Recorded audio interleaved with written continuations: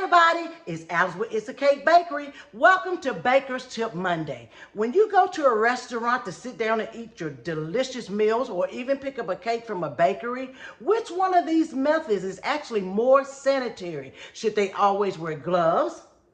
Or should they consistently wash their hands? Let me know which one of these methods, gloves or consistently wash their hands, is actually more sanitary.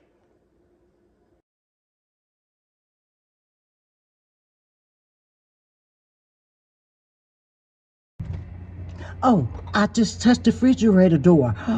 No worries, I'm wearing gloves.